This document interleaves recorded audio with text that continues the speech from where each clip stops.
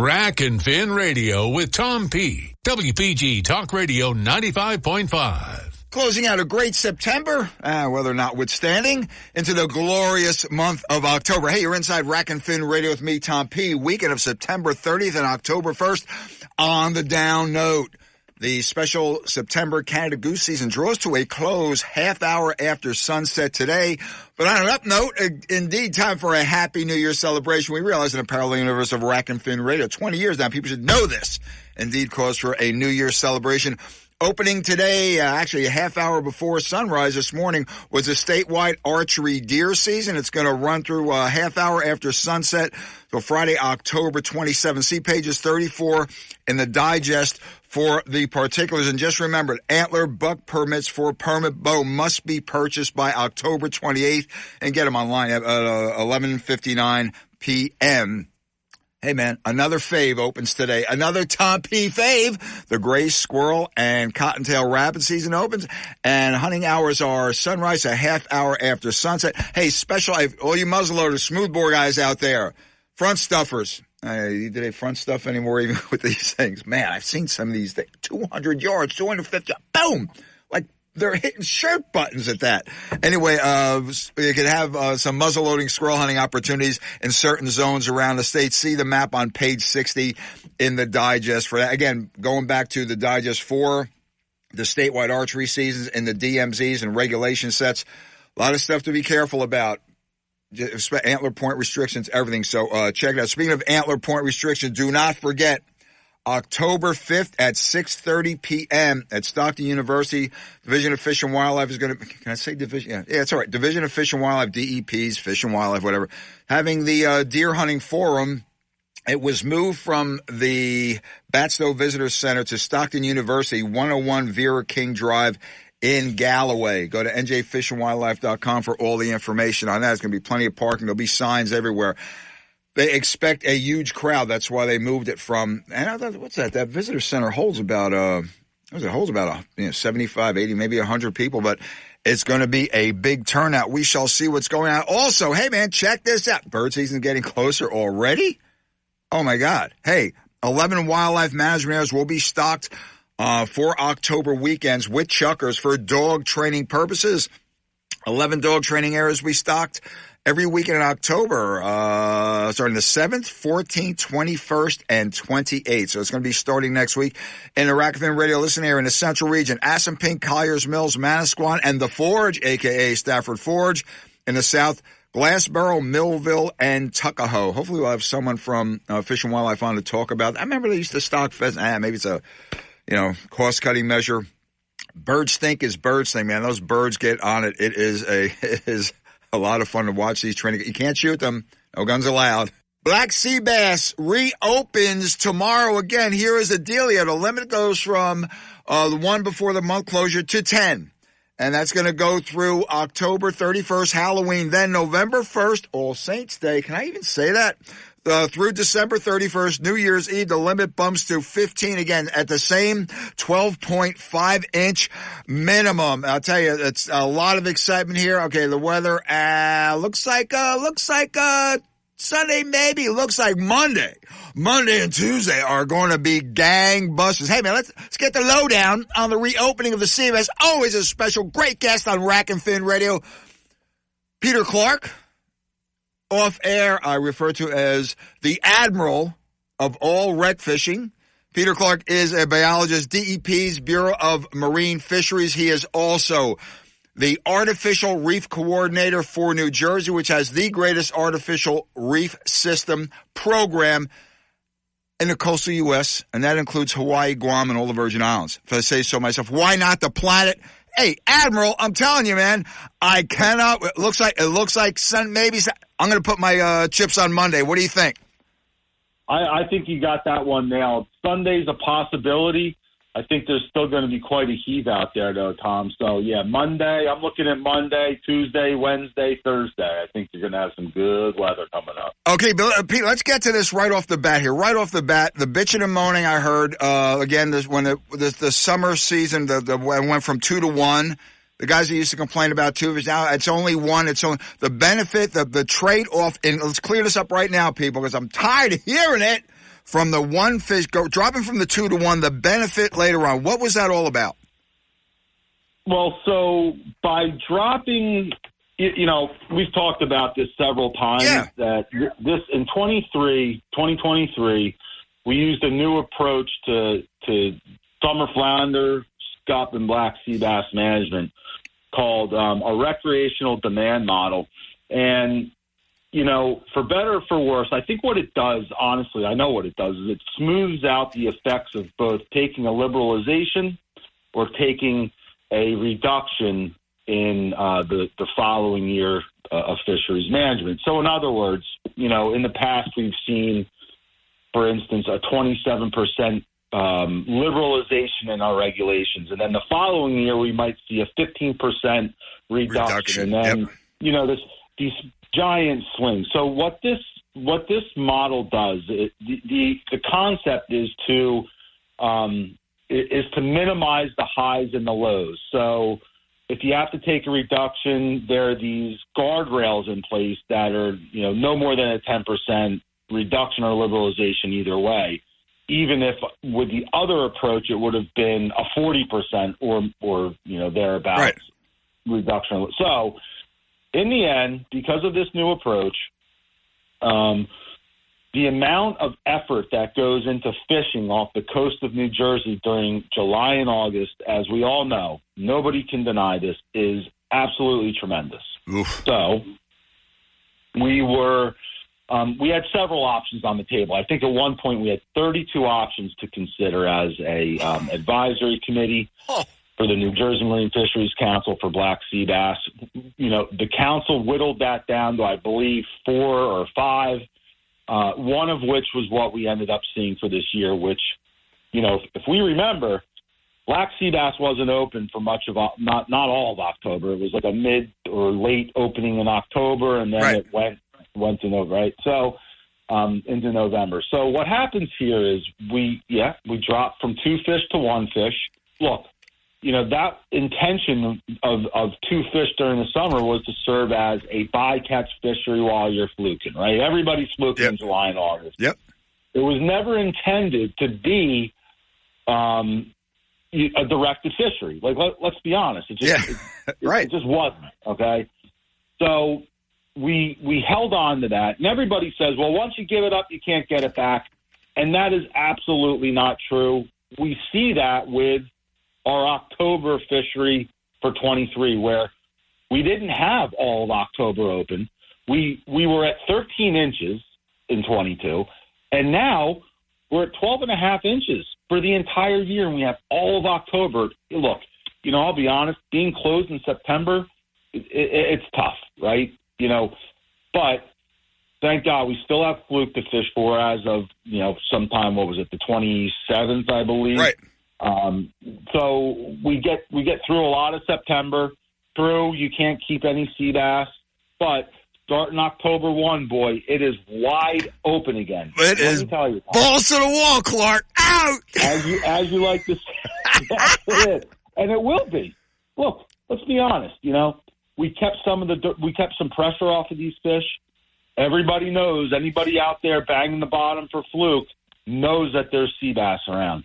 So it's going to be, I always think of that, the scene in Jaws where everybody, you got the 14-foot dinghy going out looking for this shark. Well, that's what it's going to look like.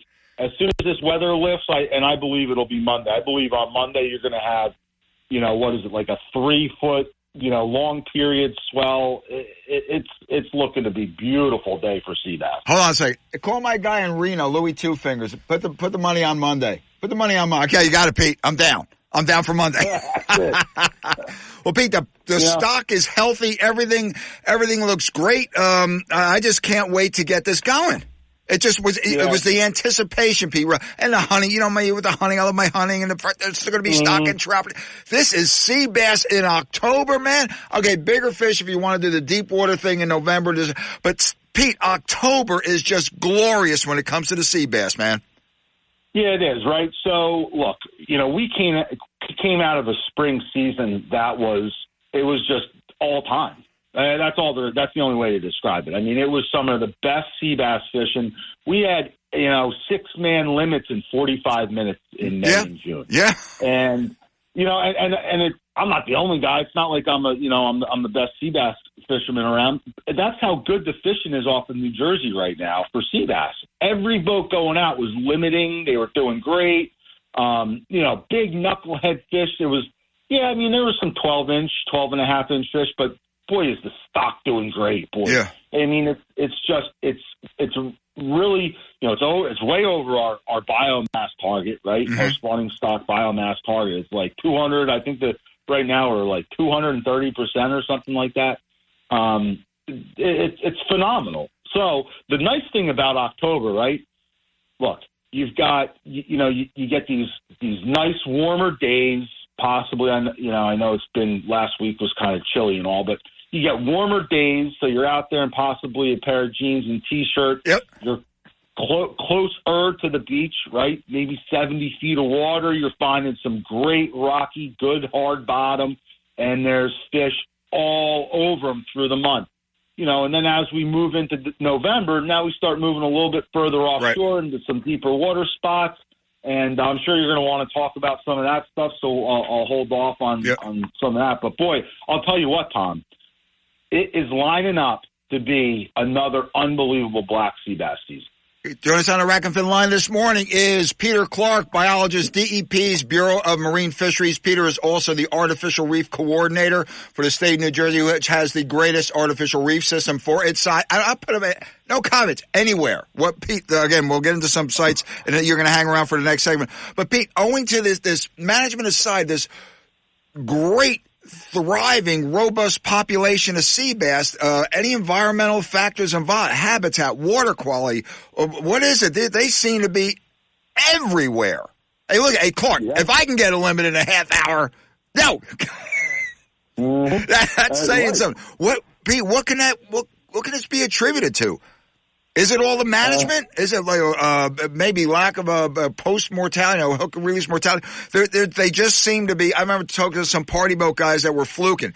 Can't get past the GD sea bass to get to the flatties. That's how many there were.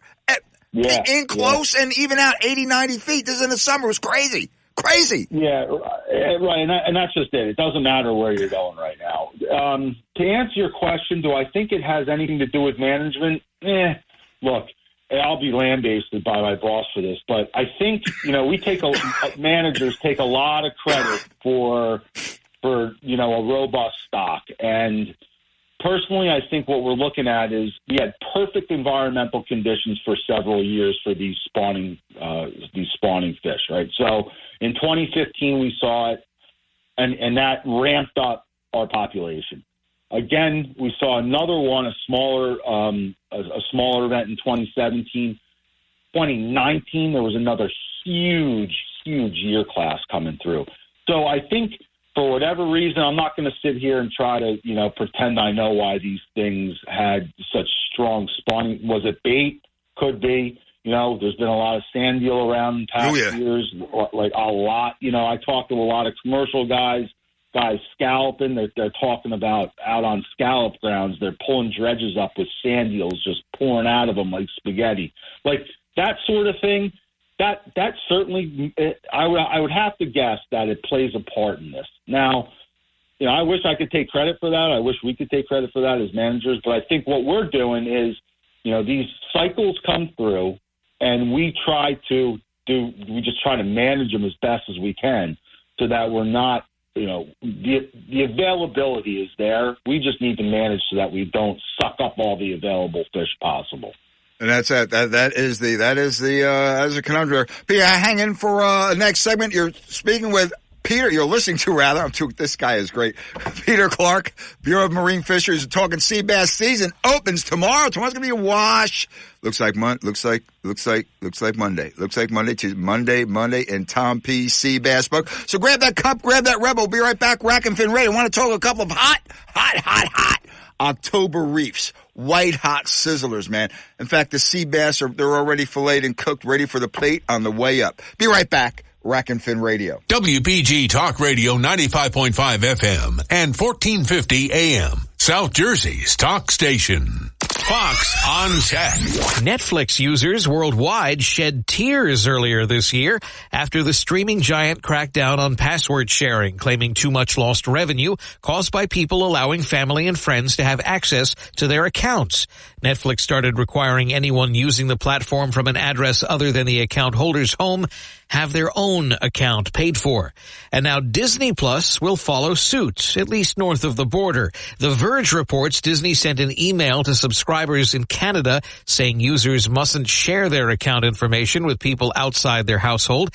And while it doesn't say how they plan to enforce such a policy, Disney Plus's Canadian user agreement notes the company can analyze account use and could terminate service for violations. Disney CEO Bob Iger hinted at the crackdowns, but when they'll start in the U.S. is not yet known, but perhaps isn't far off. With Fox on Tech, Eben Brown, Fox News. Hey, you. Yeah, you. This is your dentist. Do me a favor and feel the front of your teeth. How grimy are they? Ugh. It's time for a Crest Pro Health reality checkup. That grime is the buildup of plaque bacteria that can cause cavities in just months. You need to switch to Crest Pro Health. While most toothpaste stop working in minutes, Crest Pro Health's antibacterial fluoride protects for up to 12 hours to stop cavities before they start. So pick some up on the way home. Smile. Crest has you covered. To some, this might sound like a typical family dog. But at Dog Chow, we know that for a veteran suffering from PTSD, this could be the sound of life-saving therapy. Thanks, Betty. That's why we've made it our mission to connect every military hero in need with a canine hero of their own. To learn about the simple ways you can help Dog Chow in our mission, visit dogchow.com/veterans. eBay Motors is here for the ride. So minivans, sedans, JDMs, roll out. Go ahead, feel your engine. Admire that perfectly installed exhaust. Your vehicle's moving along this freeway like it was made from fresh installs and a whole lot of love. And with eBay Motors, you get over 122 million parts to keep it running. And with eBay Guaranteed Fit, they'll be the perfect fit every time. Plus, at these prices, well, we're burning rubber, not cash.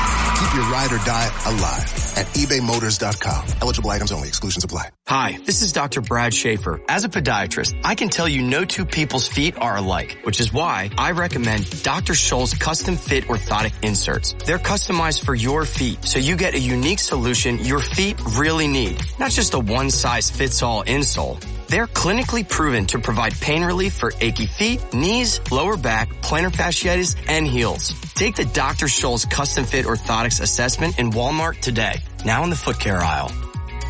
Hey everyone, gather round. It's time for corny jokes about passing the torch. The team at Kirian's Welding was fused together solid. Thanks for all the late nights and early shifts. But double retirements mean the crew must bond with some certified new hires. You've both gone the extra millimeter. Indeed can help them hire great people fast. I need Indeed. Indeed you do. Our hiring platform instantly connects you with quality candidates, and you can schedule and conduct virtual interviews right from the Indeed dashboard. Visit Indeed.com/credit and get $75 towards your first sponsored job. Terms and conditions apply.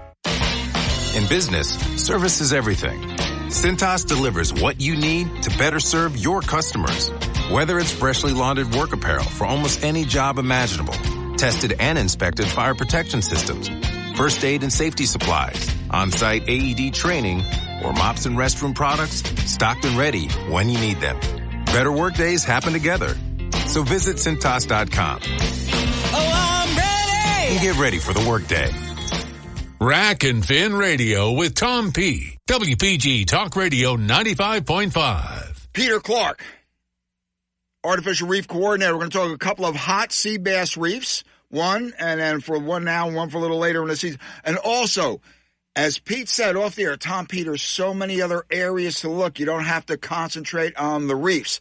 So he's going to give us some information right now. Commodore, Admiral, Wildwood, Deep water, and you said there are bunches of other areas. What do you have? Let's go. All right. So I always like to start inshore. When I start, when I go looking for these things, really looking for piles of them, I'm going to check all my inshore spots as I'm heading east. So I'll be looking at places like Wildwood. There are a ton of dredge rock mountains on Wildwood. I think there's somewhere around 60 of them or so. Hit them up.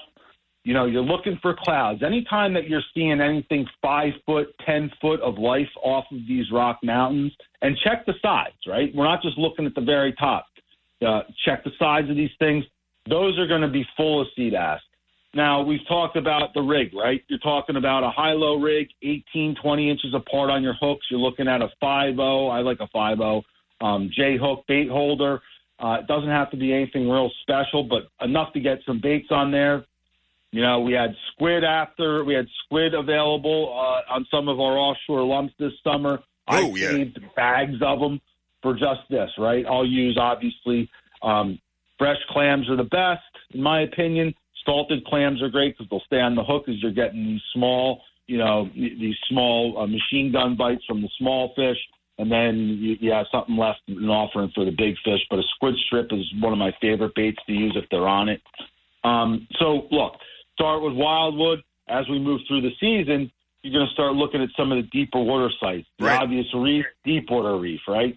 But, what I wanted to talk to you about is there are so many different apps, for instance, on your phone.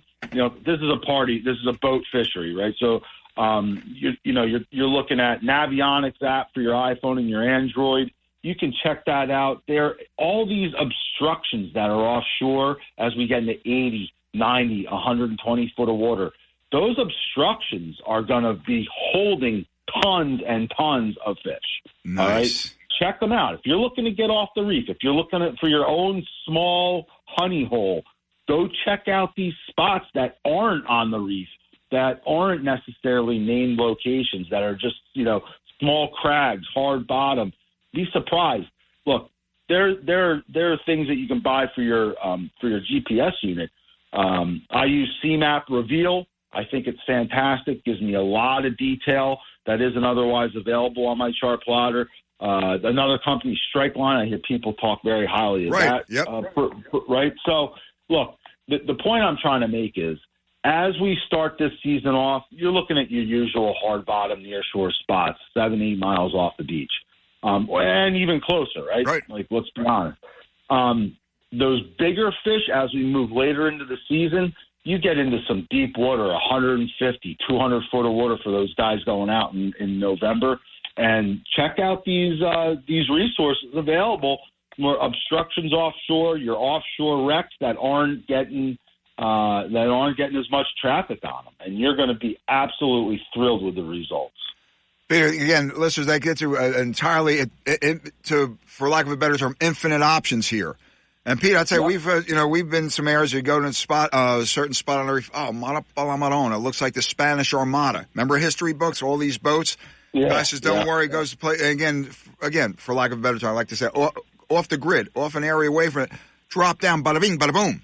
And there they are. That's right. And it's, Peter, one patch could have been the size of maybe a couple of commercial refrigerator freezers stuck together. That's how small this area. Mm-hmm. And loaded not only with the sea bass, this is early in the season, right? A couple of years, second week in October. But, Peter, some literally hubcap triggerfish as well. Yeah, absolutely, man. And you're going to find your porgies on that stuff too, right? So, tactic-wise, I'll do a few different things. I'll just set up and drift. If it's a slow drift, I'll set up and drift slowly over it.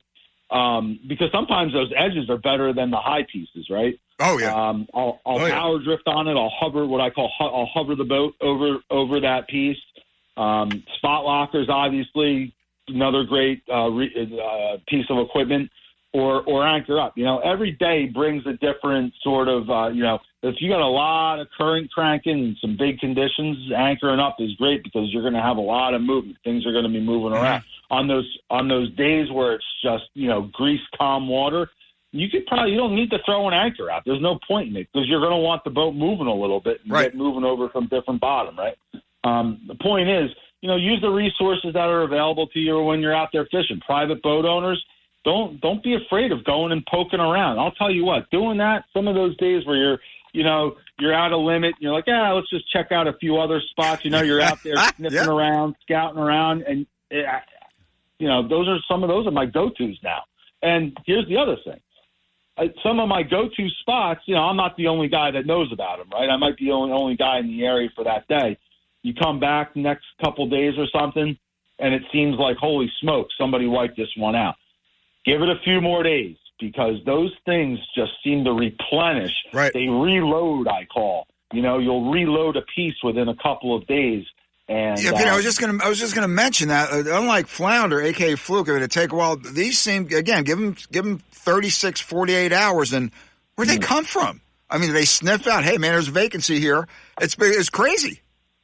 Yeah, well, I think when we come over a piece or a piece of bottom like that, we knock them down, and they're still available forage. The bait is still there, right? So because we haven't caught that, we've only caught the predators, the sea bass. So something's going to come in and take its spot. Peter, question, because we're up against a hard break. We're speaking with Peter Clark, Artificial Reef Coordinator and biologist with the DEP's Bureau of Marine Fisheries. I'm finally getting that thing down, Pete. But I noticed, again, I've seen some big fish. I caught some, believe it or not, some sizable sea bass on bait. But I noticed, Pete, especially October melding into November, jigs come into play big time for the bigger sea bass. Have you noticed that? I've seen that on certain party boats. I've seen it on some private boats. Diamond jigs. Shout out to Captain Pete Myers, runoff lures with that sand eel jig. Pete, I mean, jigs, one guy says to me, Tommy P, you want the bigger sea bass. He says, go to the metal. I couldn't argue, Well, on my boat, what we'll do is we'll start off with bait usually. Again, depending on how savage the bite is, if they're really on the feed and you're looking to just target those larger fish, you go to a tackle shop and you're looking for those like 3-inch tungsten jigs. I love those things because they're really small, but they're heavy, which means you can fire them right down to the bottom, couple cranks off, and just start, pulling that up and down, high, low. Nothing special about it. Just get that thing moving, and you will get some great, great bites on bigger fish. Absolutely. Jig fishing for sea bass, especially in deeper water, some of those bigger fish, it is nothing's better. Light spinning rod, boy, it's awesome.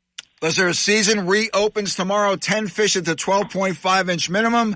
And November 1st through, New Year's Eve, it goes to 15 fish still at 12.5-inch minimum. Peter Clark, thanks for joining us on Rack and Fin. It's going to be a glorious October on the inshore sea bass grounds. A little later on, November, December, you have to get out deeper. Yeah, but right now, Indian summer and sea bass, Clark, it doesn't get any better than that, man.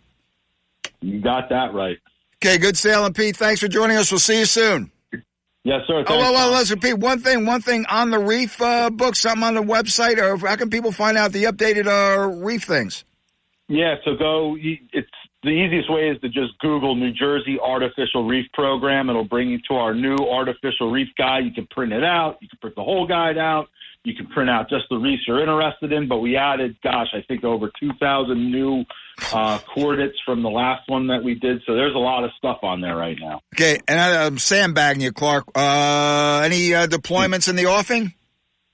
Yeah, we've actually got 4 that are queued up right now. We're looking at another one off of Cape May. We got 2 going on the Little Egg, 1 heading up to Seagirt or Axel Carlson. So we're rocking and rolling. Keep kicking ass, Clark. You take care, man. Thanks. You too, Tom. See you, brother. It.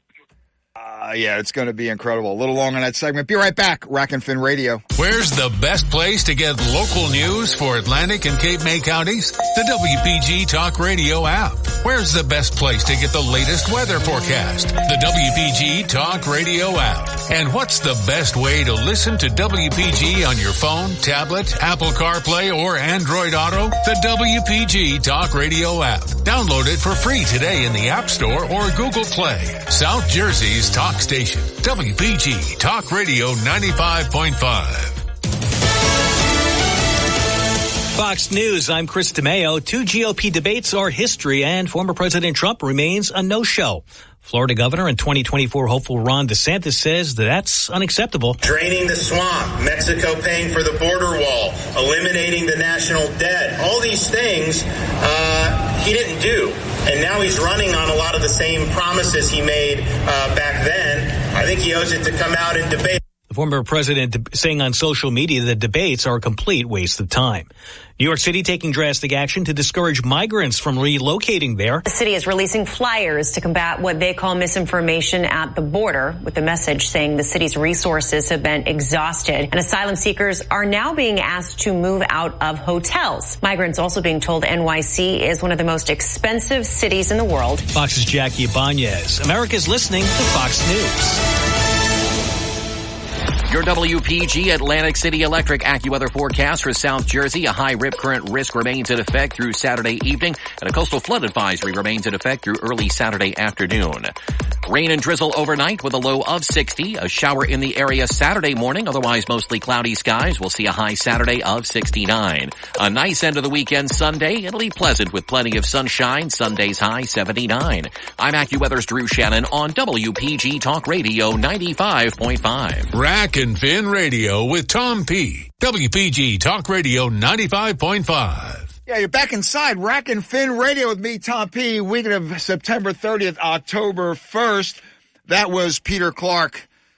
Oh, man, Bureau of Marine Fisheries biologist, head of the Artificial Reef Program. We were talking sea bass. It is going to be crazy. We mentioned a little later on, October, November. I had to mention that jig bite that occurs in the colder, deeper waters, especially for the bigger fish. Now, bait rules, but before we have a very special guest on the line right now. I got our last moment. She is absolutely incredible. We're going to be talking a specific bait or baits here, but want to key in now, after this weather settles, that blowfish bite in the bays has been absolutely bonkers, and there's some big-ass spot in there. There's some kingfish in the bay. Now, we're getting kingfish in the surf. I'm seeing some kingfish in the back 12, 13, 14 inches. And there's a hot bait I want to key on right now. Everybody knows fish bites, the original, the bag of worms. I call it the pink linguine. They have a new strip bait. It's been out, I guess, this year it came out. The blue crab formula. It has been absolutely bonkers when it comes to the catching these back bay fish. Joining us online right now is Courtney Marie Wozniak. She is the VP of Marketing and Advertising for Fish Bites, and ace angler. Besides the title, an ace angler. People, believe it or not, this person can catch fish back bay, out front, offshore. Courtney, thanks for joining us. Built you up a little bit there because I know what you catch. I know how you do it. But this blue crab formula, especially in the strip baits, Courtney, it's been absolutely, positively killer. Frankly, it's been out fishing your bloodworm alternative. Tell you the truth, go girl. Amazing. Yeah. Thanks for having me on, Tom. Always love talking with you. Yeah, the blowfish bite, those blue crab strips, you mentioned bloodworm was our pink linguine. This is like our blue fruit roll-up, right? So it's the blue and white, mimics that blue crab, and, man, it has just been on fire. And Courtney, also along the jetties, I'm noticing there's been a sand fleas. You want to get the time, take the time to get the sand fleas. I got some, I froze them the whole bit. Easy peasy, no muss, no fuss. You have a sand flea formula. Now, this is what blows people's mind when you describe it's an artificial bait, but it actually smells like the real thing. Could you get a little more technical about that? How do you guys do that without giving up any secrets here? Go. I can't give up all the secrets, but, it's that flavor scent technology that Dr. Carr, the inventor, came up with, and it really mimics what that natural bait is, those feeding stimulants. Fish just key in on it. They can't resist it. And, so the sand flea's been really, really hot. I think you mentioned before the tog bite. Yeah, the tog bite also. Listen, the trigger fish are going bonkers on us. Also, the kingfish the surf's been raw. We lost, Cordy, probably a week and a half. It's going to be maybe 2 with the storm and the rems just keep hanging around. But prior to that, the kingfish bite off the surf was absolutely crazy. Using fish bites, also guys using sand fleas, some guys using squid or bloodworms or the bloodworm alternative. But the that sand flea strip cutting little chunks on a high-low rig, the kingfish couldn't keep away from it either. I don't doubt it. Yep, absolutely. Courtney, let's talk sea bass now. That was Peter Clark, listeners' last 2 segments. He's a sea bass ace. We mentioned a jigging butt now, and I put in my blog, I don't like the stinky hands, no muss, no fuss. I've been using coquina clam or something like that you guys have. I saw clam. Yeah. I saw clam, those things, put it on a hook, drop it down, bada bing, bada boom. There you go, boom. I noticed, Courtney, it takes a little bit, maybe a minute or two, maybe a little longer for the key bass to key in right on that. But once they were going, Courtney, it was gangbusters. There was no keeping them off that. And it stayed on the hook, it seemed, forever. That's right. It's that intermesh that really keeps it on the hook. That's why we recommend it for when you're deep dropping, when you've got pickers around. You know, you can't rip it off. And you mentioned it takes a minute or two. That's because it's releasing that scent constantly, right? So it's really creating that scent trail, and it does last a really long time. Okay, join us on the Rack and Fin line this morning. Very special guest, Courtney Marie Wozniak. Can I say her middle name? I think that's so romantic. Courtney Marie Wozniak. She is the VP of Marketing and Advertising for Fish Bites, based down here in St. Augustine, Florida. Talking some of these baits, back bays, been tough, off the surf. But according to the sea bass now, the aces, the sharpies, the guys that want the knuckleheads, these are the big sea bass, the 16, 17 up to 20 inch, 4 or 5 pounders. These are the aces. Mm-hmm. They are using with their metals, the Ava 47s, 27s. They are using grubs on there, be it gulp grub, be it whatever grub. I'm seeing more and more of the Fish Bites grub. Listen, a grub tail. Yes, Fish Bites has a grub tail. Didn't see it in many shops around Jersey, but it's been doing crazy stuff on these jigs, Courtney. Was that a find for you guys with the sea bass, or was that part of your target marketing that it would be a great addition to a jig for the sea bass? Absolutely. Yeah, it was definitely part of it. We've noticed more and more anglers putting it on that bucktail, dropping it down, like you mentioned.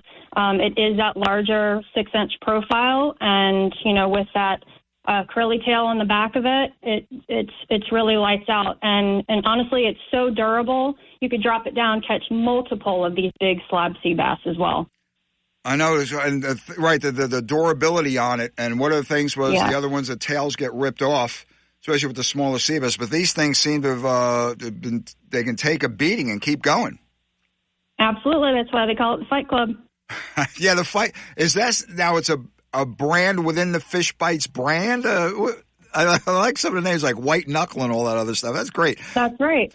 Courtney, I noticed, too, the 5-inch grub being used in the back bays on the flounder, a.k.a. fluke up here. Pretty good response on that, no? Yeah, absolutely. So that's our 5-inch dirty boxer curly tail, and absolutely crushing the fluke, 100%. Now, fluke season concluded, listeners. Again, it was what a bummer. It was a washout. We lost the last weekend and the last 2 days during the week of the season. But Courtney, that 5-inch would have a place now on some of these sea bass diamond jigs, would they not? Absolutely, 100%. I would probably fish that in a little less water, a little more shallow, but yeah, still crush it. Courtney, the chunks, I've seen these pennant-sized things, guys. We just end up using the scissors, cutting them up. That's more I notice of a deep water drop, and I'm seeing, Courtney, packaging blue and packaging red. One's the cold water formula, I guess. One's the one, besides the obvious. What is the difference? A slower meltdown? How does that work? Yeah, so you'll see that blue bag is that longer lasting formula. That's the one that's going to have the inner mesh, but still all of the flavor and technology just infused into that. Then you've got the red bag. That's that fast acting formula. That one does not have the inner mesh, but still really amazing scent that is completely infused throughout the entire bait. So that one is going to melt away a little bit faster. Mm-hmm. And again, it's the bait that melts in the water, not in your hand. So there's no stink. Like you said, no muss, no fuss. Yeah, man, my younger days, I didn't mind the slime, but at this stage, no, and it's very effective. Courtney Wozniak, thanks for joining us on Rack and Fin. Listeners, what's it, Courtney, give the website, please, or Facebook, whatever, for Fish Bites. Great lineup of baits, people, and they are effective, and no muss, no fuss, and that's what I'm all about. That's right. We got a lot of new stuff coming out, so make sure you follow us on Instagram and Facebook at Fish Bites, and then obviously go to fishbites.com for anything else that you need. Now, Courtney, your next fishing trip where, girl? Talk to me. Ooh, next fishing trip, I'm actually going out to Colorado. Going to do a little trout fishing. You need a luggage caddy. I'm certified. Courtney, you take care. Travel safely. Enjoy. Don't tell me. You have Fish Bites trout bait now? I can't tell you all the secrets, Tom. I can't tell you all the secrets. We'll see you soon, Courtney. You take care. Travel safely. Appreciate you, Tom. Yeah, it's Fish Bite. It's going to be, I'll tell you, it's kicking ass in the bay. It did well for us this summer on the jetties, but I think, man, I'll tell you, on these deep dropping for the sea bass a little later in the season with those grubs. It should work. Hey, speaking of bass, there is a tournament coming up. The inaugural Scoots Liquor Bass Tournament. Joining us online right now is Lane L. He is coordinating this. He's also the president of the South Jersey Kayak Bass Fishing Club. He put this thing together. Scoots, great place, by the way. Coldest beer right there on 206 in Chemung. And what a great little tackle corner over there. Fresh salt, whatever. It is all there. Lane, let's talk bass. We got about 3 or 4 minutes. Go, buddy. What's up? You got it. Thanks for the time there, Tom. Hey, the Scoots tournament. It's going to be the first inaugural Scoots Kayak Bass Fishing Tournament. The format is going to be really cool. You're going to be able to fish on any public lake that you want in New Jersey. Oh. So if you have a honey hole, as long as it's public, you're able to fish it. You just need to be back at Scoots. Lines out. I guess I should give you a date. It's October 7th, Saturday, October 7th. It's going to run from 7 a.m. to 2 p.m. You just have to be back at Scoots by 3:30 for the awards presentation, and it's going to be a lot of fun. It's going to be a 5-fish limit, 12-inch minimum. It's going to be catch, photo, and release. It's going to be all done through the TourneyX app. So if there's an app that you have to download to put your fish and get your scoring. But all that can be explained at the captain's meeting on either Friday night or Saturday morning, whichever one you want to come to. And it's just a great time to get out and get fishing on a kayak. And for guys who have never been in a tournament, this is a great way to dip your feet into that kind of competition. And it's just going to be a good time. And there is a $50 Scoots gift certificate via Rack and Fin Radio. Lane, let's go kick some ass with that, little brother. Also, $25 gift card to the famous Pick Lillian, 2 miles away. Lane, I may have to be out there just to review stuff, especially the afterward with the food. You know what I mean? Yeah, it's gonna be a fun time. We got a lot of prizes. Every angler that signs up, it's a $25 entry fee. Every angler that signs up will get a gift bag worth more than the entry fee that you're paying. Wow! It's gonna have all kind of goodies in there, some bait, some tackles, some beer-related items, T-shirts, hats. It's going to be loaded with all kind of good stuff to enter. So the price of the entry fee is paid with the goodie bag that you're going to get. And then at the award ceremony, there's going to be also raffle prizes that any angler can win no matter how many fish you caught or didn't catch. So we're giving everybody a chance to win. Everybody's going to get something. And it's going to be a good time to hang out with other anglers and just to get on the water and have a good day fishing. Okay, Lane, we'll see you next week, man. Thanks much. You take care. Take care. Thanks, Tom. Yeah, Scoots. Be right back. Yeah, we're going to scoot. Rack and Fin Radio. WPG Talk Radio 95.5 FM and 1450 AM. South Jersey's talk station. There are a lot of car dealer ads that boast about deals that sound too good to be true. You know those ads, the ones that promise higher trade values and discounts with a disclaimer. The truth is you can get a good deal anywhere, but isn't it about time you deal with a dealer that gives you a no-nonsense deal at the best price? At Gentilini Motors, we've built a reputation for taking care of our community and treating customers like family for 65 years, because treating the customer right always ensures the best deal. I'm Paul Gentilini, and I assure you, no other dealer in South Jersey beats our deals. Give us a call at 609-861-9000. Visit us online at GentiliniChevrolet.com or stop by today to find new roads in a Chevy and experience the Gentilini difference for yourself at 500 John S. Penn Boulevard next to the airport in Woodbine, New Jersey. We're just a short drive from anywhere. Just a short drive from anywhere. Gentilini Family Motors. The original. This fall, treat your taste buds to an authentic AC culinary experience during Atlantic City Restaurant Week, returning October 1st through the 6th. During this 6-day celebration of the region's diverse dining scene, enjoy special multi-course fixed-price lunches for just $20.23 and dinner for only $40.23 at a wide range of restaurants, from gourmet to casual and from seafood and steakhouse to international. Come play, come dine, and indulge in only in AC experiences during Atlantic City Restaurant Week. really fun, really delicious, and a really good deal. Visit acrestaurantweek.com to find an updated list of participating restaurants, view lunch and dinner menus, and book your reservations. Presented by CRDA. Rack and Fin Radio with Tom P. WPG Talk Radio 95.5. Yeah, wrapping up this weekend, Tom P. Rack and Fin Radio, September 30th, October 1st. Mentioned in the opening segment, the hunting opportunities that one closed, Canada Goose season closed. Deer season opened this morning, half hour before sunrise. It's going to be going out to a lot of deer out there. What about the bears? Patrick McManus. Yeah, what about the bears? Well, the bear season was set now. It was inevitable. The animal rights activists filed a lawsuit, which is going to be heard, I guess, sometime next week. Former Senator Lesniak up there in Union County, known him, met him. Anyway, whatever organization he has, they filed a suit on that. It's not so much the bear hunt what's scary, it's the constitutionality, for lack of a better term, of the makeup of the Fish and Game Council. He wants it basically, dissolved, and his whole thing is to pack with Animal Rights Act. We shall see. They've tried this before over the past 40 years. And they've ruled in favor that the Fish and Game Council is there. It is constitutional. Joining us on the line right now to break this down over the next couple of minutes is Larry Harity. He's the Secretary and Board of Trustees of the New Jersey Outdoor Alliance. Larry is also, knowing them, working with them for a few years, also the former director back then the Division of Fish and Wildlife.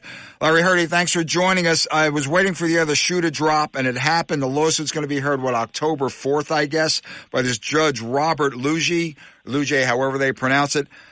You expected this, correct? Yeah, we expected Lesniak to do it. When he testified at the public hearing, he said he was going to sue. He brought up the issue of his problem with the makeup of the Fish and Game Council. And he filed a lawsuit. His contention is that it's a private club that has the right to decide the seasons, and the Fish and Game Council and the State Federation of Sportsmen's Clubs is biased, and that all they do is care about hunting. He does allude to the fact that in 1976, the Supreme Court of the state of New Jersey ruled on this very same issue and said that it was appropriate that the council was dominated by hunters and fishermen and farmers who bear the brunt of any damage that wildlife causes, and that they have the best interest of wildlife and game animals at heart. So he's going at the private club angle. I don't think it's going to matter as much. This type of issue has come up a few times during the bear lawsuits as well. And the appellate courts have always said that they're not even going to discuss it because the Supreme Court of the state of New Jersey has already ruled on this issue. So Larry, the season's set to start pretty soon. The segment A, the archery portion, then along there. So what? I don't know, Larry. It's it just say again, waiting for the shoe to drop. Knew it was going to happen, and again, they've ruled in favor of the Fish and Game Council. How everything is made up and the whole bit. Like as I think I read a quote from you somewhere, or someone says, "It's worked all these years. Why change it?" And but these animal rights activists, these anti-hunters, they're relentless. They just keep going at it. Yeah, I think it's partially a fundraiser for them. They have constituents that contribute to their organizations, and they expect them to do something. The Animal Protection League of New Jersey has filed another lawsuit over the bear hunt supposed to come up October 3rd in the Essex County Superior Court. It's an annual event, just like the bear hunt, that you're going to have someone who opposes it, attempt to stop it. I remember years ago, it was I'll tell you exactly where it was, right in the corner of Mountain Avenue and I guess that's Broad Street, whatever, in Westfield. Up there in Union County, they had a bear protest. It was one of those days, though, like it hit about 75, 80 degrees in early fall, and these people were in these bear suits. You could see them melting on the corner right there. Well, there's nothing really to laugh about. Listeners, they are going to, again, you think, I don't hunt bears, it's bears. It's one of the dominoes. And they'll go at it in different ways. They're going to go after baiting. So, Larry, it's dominoes waiting to fall. That's why, listen, you have to be vigilant. Join in the New Jersey Outdoor Alliance, State Federation of Sportsmen's Clubs, UBNJ, because they're at the forefront. Larry, it always seems to be fighting a flanking motion because they're coming at you in all directions. Yeah, there's always some new players that come up. I think that they have a unique angle that's going to get them somewhere, but I always fall back to the Humane Society versus the Fish and Game Council in 1976, where they said, this is very, very similar to, the medical boards where they appoint doctors to decide on issues related to doctors. They appointed sportsmen to the council in 76. They said the complainants have not raised any issues that show that the Fish and Game Council has done a bad job. They said that they have never attempted to join the State Federation of Sportsmen's Clubs. So, where's the problem? They exactly. said that the council's responsibilities are very limited to game and fish. And they're mandated to make sure that there's an abundant supply for future generations, and there's never been any problems. Lesniak claims that we're biased towards hunting and that's our only solution. He fails to recognize or mention that in 1950s, the Fish and Game Council saw that people thought bears were just predators. They were varmints. They were shooting them left and right. Council protected bears by making them a game animal, right? With a closed season in 1970s, based on the recommendation of the biologists. They opened the season. They harvested only a few bears. Based on that data, the biologists recommended they close the season, and the council did in order to protect the bears. Exactly right. More recent examples of the council's ability to protect wildlife is closing the quail season, closing the grouse season when environmental factors have created a problem. So the fact to say that the hunting is only the solution that the council looks at, is bogus. That was absolutely right. Larry Hardy, thanks for joining us on Rack and Fin. Listeners, NJOA.org. Lawsuit's coming up, but hopefully it's going to be just dismissed. We shall see. Yep. Larry, thanks for joining us. You take care. Hope to see you one of these days in the field, little brother. Okay, Tom. Have a good day. Let's see. And don't forget the NJOA Annual Sporting Clays and Fundraiser Shoot Saturday, October 14th. Where? Red Wings Sporting Clays, 317 Sue's Landing Road in Port Republic, right off exit 48. It's going to be a great time. Hopefully we'll see you there. Hey, listen, God bless America. God bless our troops. God bless our first responders and law enforcement. Okay, wet, it's ugly. Monday is going to be a sea bass slaughter. See you next week. Rack and Fin Radio. Oh, and good luck with the big bucks.